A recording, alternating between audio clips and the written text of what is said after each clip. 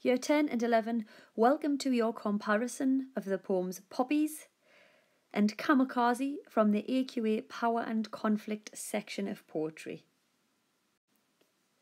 Really quickly, before we actually look at the poems, if comparing poems, naturally we need the correct connectives. The connectives in black at the top are when language devices or structural devices are different. So you've got whereas on the other hand, however, in contrast, unlike, and alternatively. And if language devices and structural devices or the poems are similar, we might use the words in red.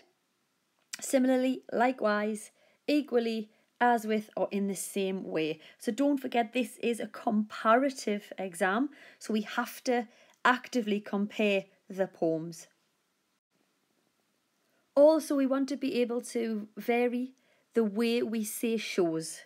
It's nothing worse than reading an exam paper and someone repeats the word shows. This shows, this shows, this shows. So just a quick variation. Make a note of a couple that you can use. Suggests, implies, outlines, highlights, describes, communicates, connotes, emphasises, reveals, displays, establishes, portrays, represents, illustrates, informs, means, conveys, and symbolises. So again, just a variation in our vocabulary to provide a more rounded answer. The essay format that I would use, again, this might vary from your teachers. This is just before we compare the two poems, is this. I would have an introduction that answers the question asked. I would then write a detailed paragraph on the structure and the structural devices used in the poem Poppies. Compare that in another paragraph to the structural devices used in the poem Kamikaze. I would then move to the language devices used in Poppies and then compare that to the language devices used in Kamikaze. And we always finish with our conclusion. Probably the least important part is your conclusion when you're under strict time constraints, but still, if you've got time for a conclusion, then that would be wonderful. If we begin with structure then, as you can see, Poppies is in red and Kamikaze is going to be in blue, just so you can clearly see the difference between the two. So we'll start then with Poppies.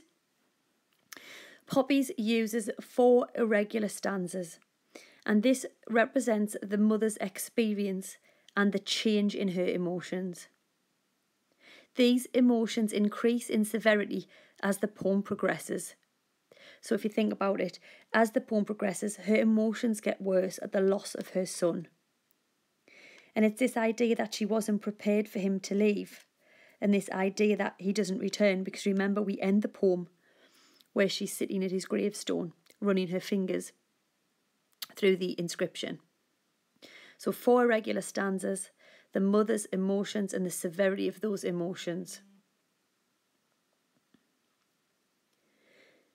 The poem also uses free verse, and this is a couple of things. One, it is the freedom of the son to explore the world independently. He wants to go and explore the world, and we know that because the simile, the world overflowing like a treasure chest, shows that. You can imagine this boy, this young man, wanting to explore the big wide world, if you like, and leaving his mother, and he thinks it's like a treasure chest and he's going to explore all of these wonderful things. Obviously, there's a huge sad irony there, that what he finds is something more grave. But on the flip side of that, it also represents the mother feeling lost without her son, almost like she's lost her purpose if she isn't a mother. And therein lies a conflict within the use of free verse, because it's got a dual purpose. And it's the conflict of mother and son, him wanting to leave, and the mother almost clinging on to him but not wanting to let him go.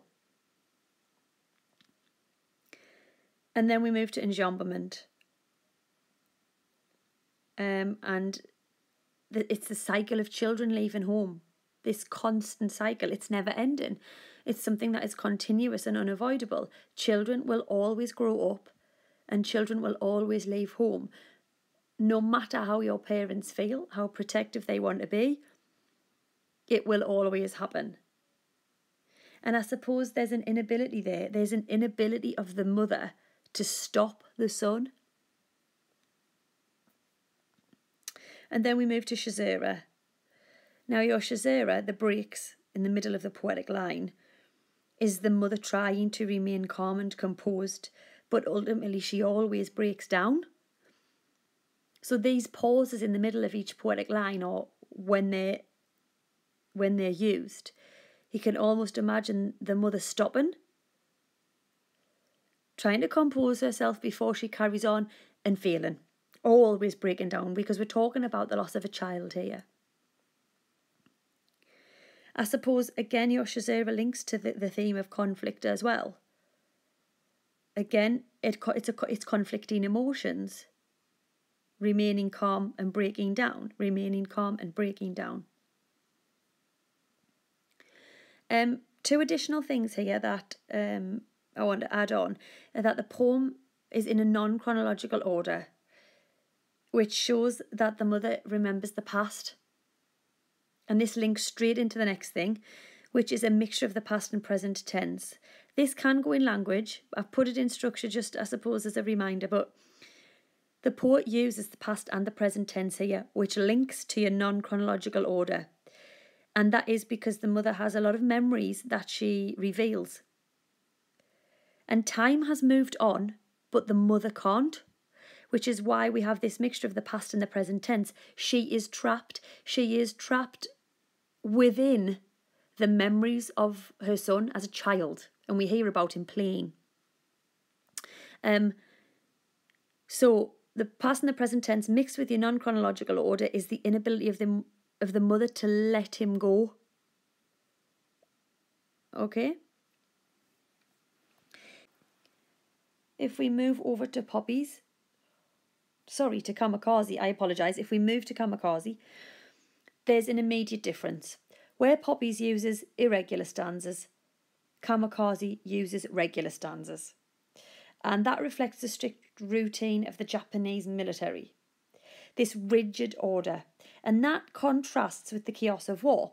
So therein lies our first instance of conflict, if you like. That the strict routine used by the poet contrasts and conflicts with this chaotic war that will be unfolding. I mean, we never hear about the war, obviously, because the pilot returns, but still, we can imagine that it's very much chaotic and destructive. It also reflects the tradition of the Japanese army, but more specifically, the tradition of using kamikaze pilots and the idea of risking your life for your country. So your 7 regular stanzas here is to emphasise to the reader that this tradition was taken very seriously and you didn't break from this tradition, and that is why the reader and the people within the poem are shocked at the pilot's decision. The poet also uses free verse. Now that is similar to Poppies, and this time it creates this serious undertone to the poem. The seriousness of the pilot betraying the Japanese tradition. It also represents the lack of freedom the pilot has when he's in the army. When he's in the middle of the mission, he feels like he doesn't have a choice. But in addition to that, it also represents the hostility he faces when he returns home because his life is ruined. So you've got this, the free verse that represents this, the seriousness of what he's done, the lack of freedom he feels within the Japanese army. But on the flip side of that, it's the hostility he faces when he returns home. And the irony is, when he exercises his right to come home and not complete the mission, he loses his freedom when he returns home anyway, because everybody, the whole society of Japan shuns him and they won't have anything to do with him, and that includes his own family. Okay, so he loses his freedom. The poem then uses enjambment, which is again very similar to Poppies, and the poem flows quite rapidly, and this represents the movement of the kamikaze plane as it spirals quickly downwards. You can imagine it spirals quickly downwards to hit its target. But it also represents the spiraling out of control of the pilot's life as he defies tradition. He loses control of his life, as I've just mentioned above. And when he returns home, it's not home anymore. Also in places, the pilot recalls childhood memories which overtake his ability to complete the mission. So there's 3 different reasons for enjambment. The fact that it mimics the plane, the fact that it mimics his life spiraling out of control, but also it's this rapid build-up of the pilot's childhood memories, and that is the reason he can't finish the mission. And then finally, you also have your caesura in this poem, again similar to Poppies, and we have moments of punctuation and pauses within the poetic line where we, the reader, speculate about the pilot's reasons. Now, as I say above, there's a mention of his childhood. Is it that? Is that why he decides to betray tradition?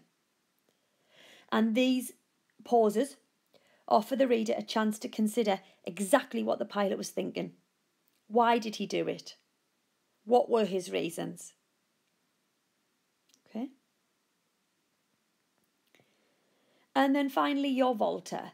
And your volta is huge in this poem because it changes the tone of the poem. That is the purpose of a volta. But also what it does here is it's when he changes his mind. So the very instant the pilot chooses to return home is your volta. And that is the line, but halfway there. Because that is the moment he decides, right, I have to return home. Okay? Lots of things said there, so make sure you make a note of things, pause the video, note down all of the right terminology there, because you will need it if you're aiming for your higher grades in a poetry exam. If we now look at language in the poems, what I've done is I've put your key terminology in black. I apologise, I'm losing my voice, so I apologise if my voice is really, really rough and gruff here. I've put your key terms in black. So if we look at Poppies first, you've got your first and second person. Okay, she uses the first and the second person. Her last memory of her son, and then visiting the memorial. And there's a shift in time. And it shows the different way she remembers him, but also how she grieves. And she speaks directly to him as if trying to keep this memory alive. The poem begins with Armistice Sunday, and it sets up the tone of the poem because we instantly have the image of Poppies, and naturally we think of remembrance and we think of death and we think of respect. So your opening lines in the poem Poppies instantly create your tone. Armistice Sunday and the image of the poppies. This imagery is huge. The image of poppies, because we immediately remember all of the fallen soldiers. The poet uses imagery straight after that as well when we hear about the crimped petals. I pinned one onto your lapel, crimped petals, spasms of paper red.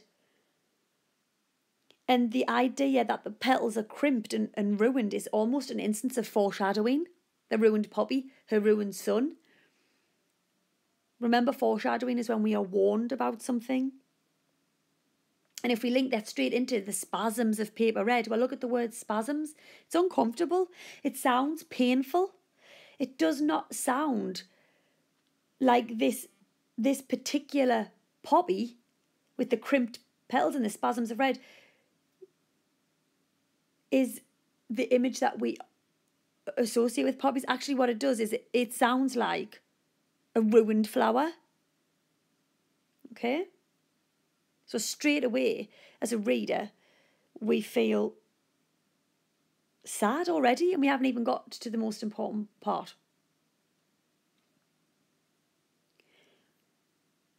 The poem carries on into stanza 2. We have the sellotape bandaged around my hand. So she tries to remove the cat hair from his suit by putting sellotape on her hand and bandaging it around. But look at the word bandaged. It refers to injury. Can we assume then that her son has suffered a painful death? Perhaps. This is poetry. We rely on interpretation. So we start to think about the word bandage here. And it does have connotations of something painful, somebody who has been injured. Just above that there, sorry, the direct pronoun you, she addresses her son as if she is talking to him. And she does that throughout, doesn't she? Across the tip of your nose, I pinned it onto your lapel before you left. And again, it's this refusal to let the son go. And then, in addition to that, you've also got your personal pronoun I, and that is more emotive for the reader because we connect to her, because she is telling us exactly what she has suffered.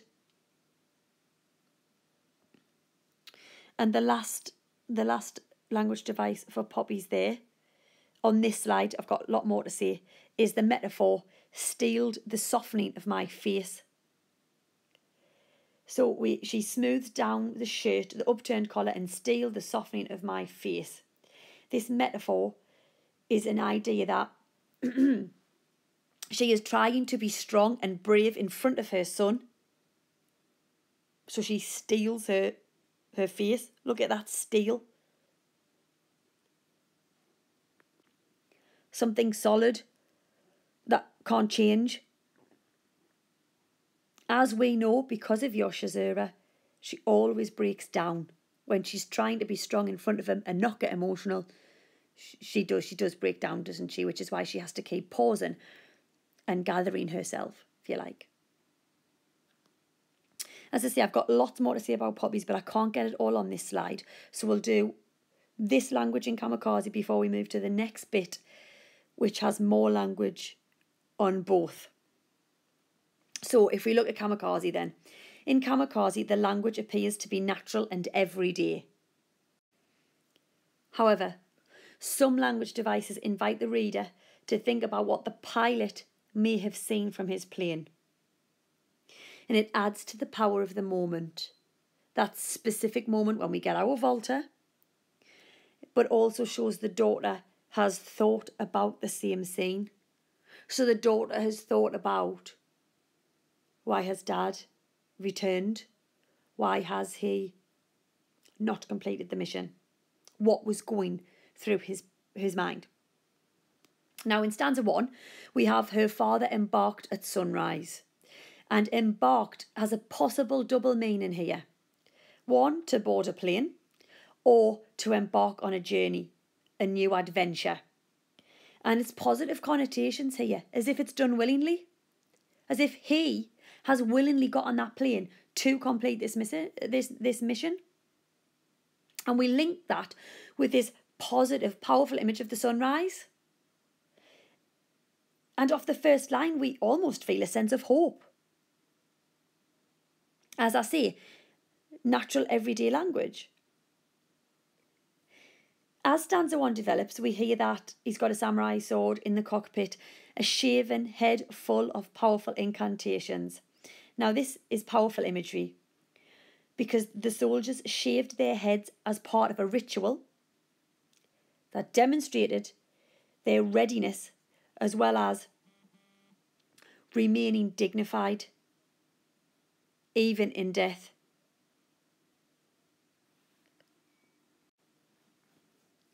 So as a reader, once again, there's a huge sense of irony here because he's willingly got on the plane to embark on this journey.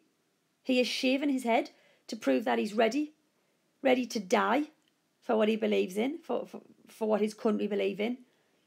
But he doesn't. Okay? And then we get a very short line, which is linked with enjambment before and after it. journey into history. And that highlights the honour and the recognition that these pilots received. They would never be forgotten for giving up their lives for their country. Again, I know I'm repeating myself, is there a sense of irony here? Because this man is not going to be remembered. He's probably going to be forgotten for almost being a traitor. Okay. Again, as I see it, and John Bunyan goes before that line and after it. So it really does stand out at the end of stanza 1 as this short, powerful line. And stanza 2 begins straight away bang with your Volta, but halfway there, and that is your change in tone. And that is when he changes his mind. And we have the Shazera to follow that. So you get, but halfway there, comma, she thought, comma, your Shazera, bang smack in the middle of that line, kind of sends a huge warning to us that he's changed his mind. The daughter, again, is speculating here. The pilot's experience is interpreted by others. Generations of people have speculated, but the pilot never gets a voice. So yes, this is the Volta with your Shazera, and this is where we fill in these blanks. Well, why has he come home? What's made him change his mind? Okay.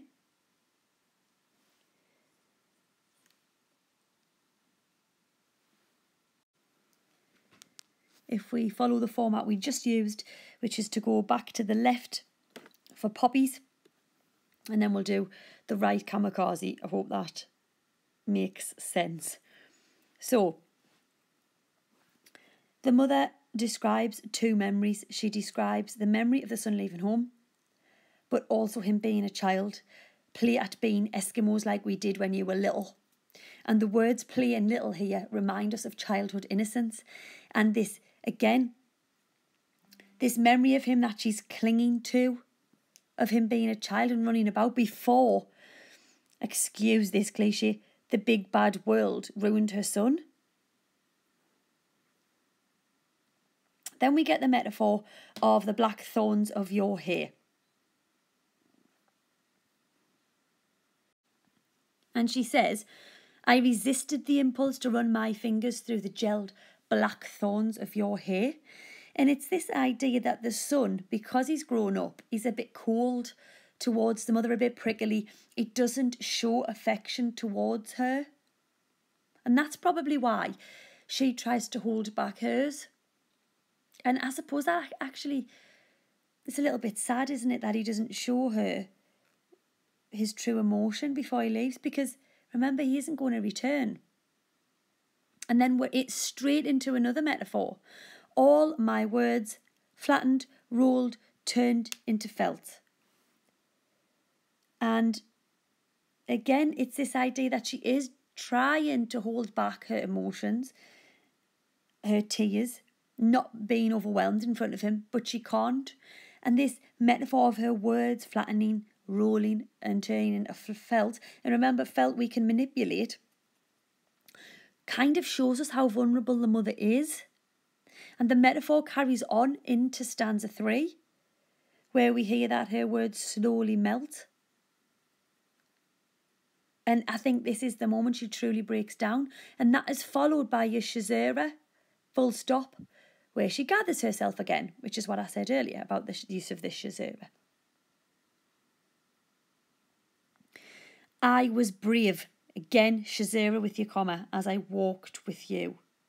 She lets him leave. She feels brave that she's let her son leave, and he feels brave because he's going off to war. Then we get the simile I mentioned earlier. The world overflowing like a treasure chest. And that's what he wants to experience. This big world. Different destinations, different cultures. The word intoxicated follows that. You were away, Shazera, intoxicated. I think that's another metaphor. He's really excited about this independent life he's going to lead.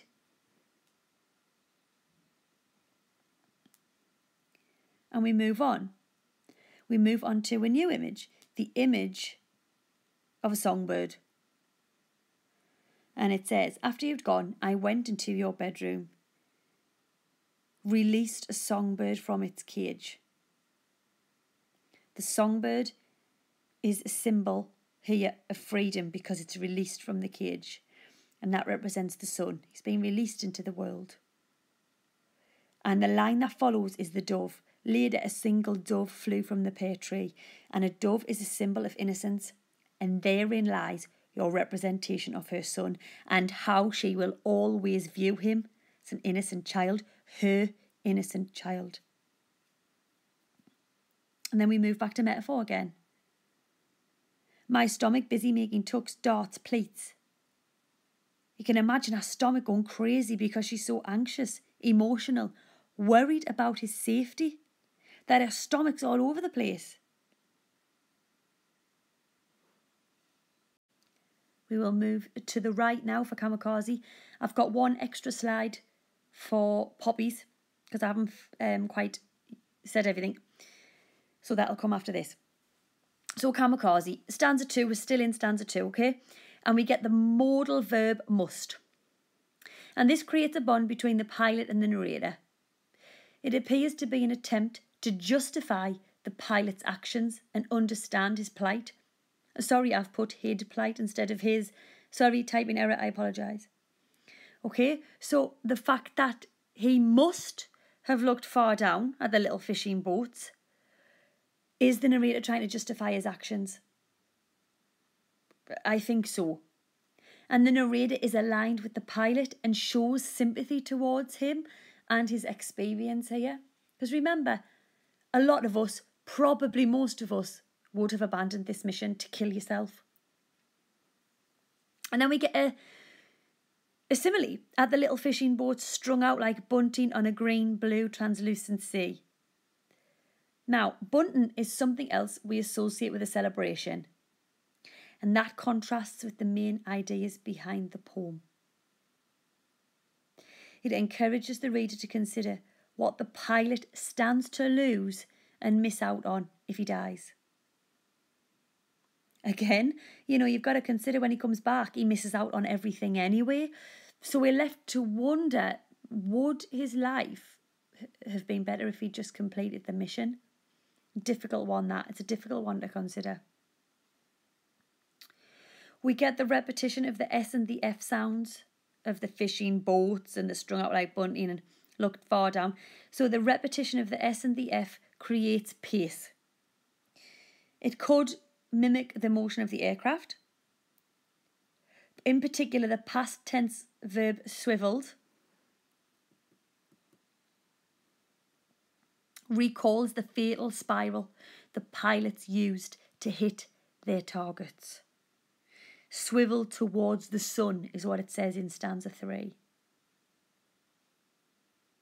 The narrator recognises that natural beauty, such as the fish and the sea, could have discouraged the pilot from completing his mission.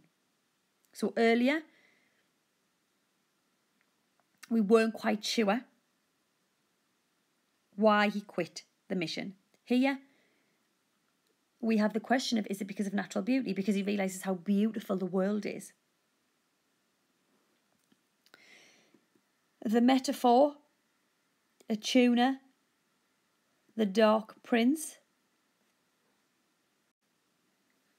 and the image of the loose silver of white bait suggests a comparison with coins or even sunken treasure.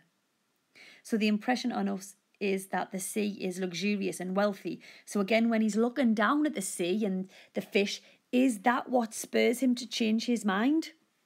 Potentially. Stanza 4, I haven't quite put on here, but it is on my Kamikaze video, which you will find on my YouTube channel, where I go through each stanza in detail. Stanza 4 uses turbulent and safe, which I've outlined there, and that is a juxtaposition. The contrasting vocabulary shows the turmoil and confusion of the pilot. So it says the turbulent inrush of breakers bringing their father's boat safe. And those two words are a juxtaposition, and they are a direct contrast of one another, and it highlights the turmoil and the conflict within the pilot. And perhaps even within the daughter, who has to shun him when he returns. And we have a lack of punctuation in stanza 4, where before we've had quite a few uses of the caesura. In stanza 4 you don't get any. And that lack of punctuation is what I mentioned earlier, when he starts to recall childhood memories. Is that another reason he can't complete the mission? So natural beauty linked in to his childhood memories. Stanza 5, again, it's not on here, so I'm just going to kind of quickly sum it up, but it is on my video. We get yes, comma, grandfather's boat, dash, safe. So you have your caesura again. To the shore, salt sodden awash with cloud, marked mackerel, and we have a list of the fish. That's why I haven't quite included it on here.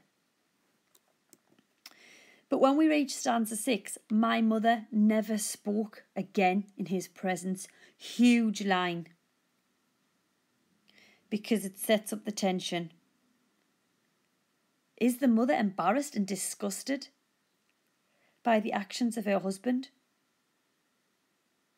And it's split over lines through enjambment. So this question becomes prolonged, but because of the use of enjambment, because it goes over a few lines. And though he came back, new line, my mother never spoke again, new line, in his presence, nor did she meet his eyes, new line. And the neighbours too, they treated him, new line. And this prolonged use of enjambment makes the question difficult to answer. You know, we're asking her, why is she going on like that? Why is she acting like that? The pilot is suffering because all of his family are ignoring him. They treat him as if he doesn't exist because they're ashamed that he's abandoned this tradition. Only we children still chatted and laughed because they won't understand, really. And then we hit the last stanza. In the last stanza, I suppose you're looking at the word silent, because nobody speaks to him. It creates this tense atmosphere. And we have the modal verb must again.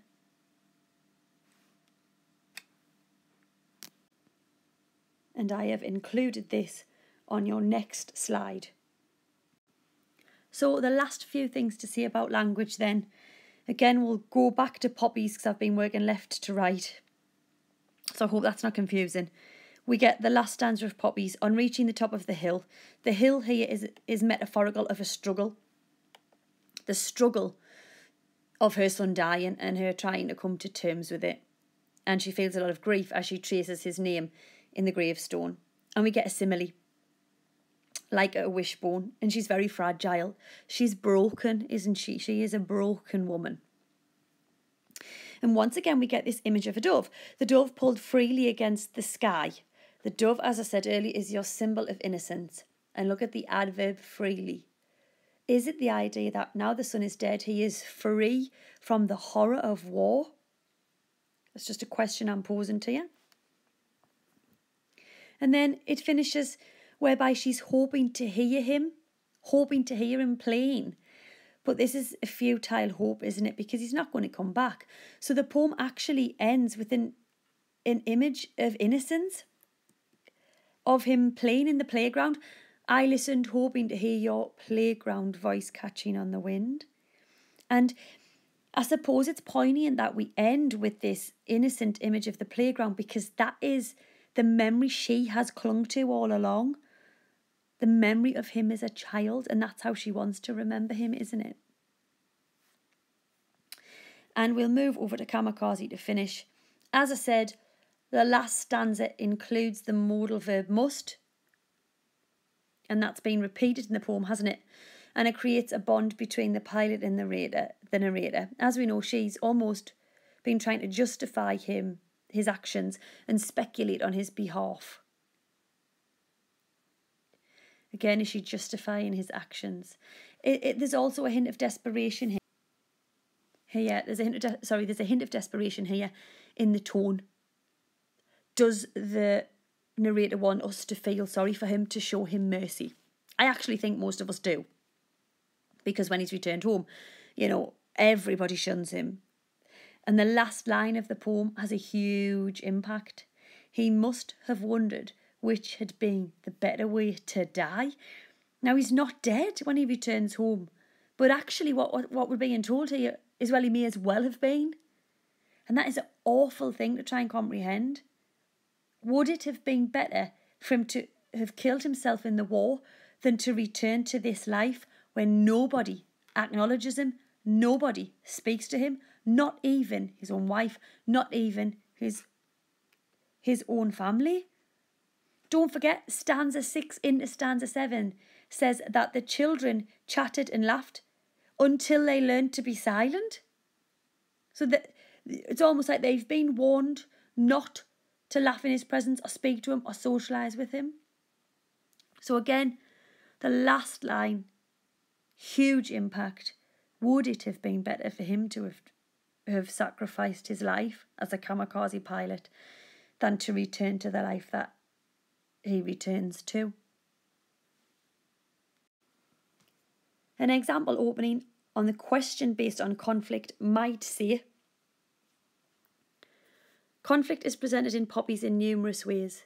Firstly, we have the mother who displays conflicting emotions with regards to her son leaving home, but also the mother's inability to let her son go, and this idea that she clings to his childhood memory. Similarly, Kamikaze details conflict in two different forms. The first being the conflicting thoughts of the pilot, complete the mission and sacrifice my life, or return home. And secondly, the conflict he faces on returning home and how he is ostracised by society and even his own family. I hope this video has been useful. So you've got obviously your comparison of structure, your comparison of language. If you do need to look at my individual videos for these two poems, please go ahead to my YouTube channel. It's Stacey Reay, Stacey, and Reay is Reay. And good luck in your poetry exam.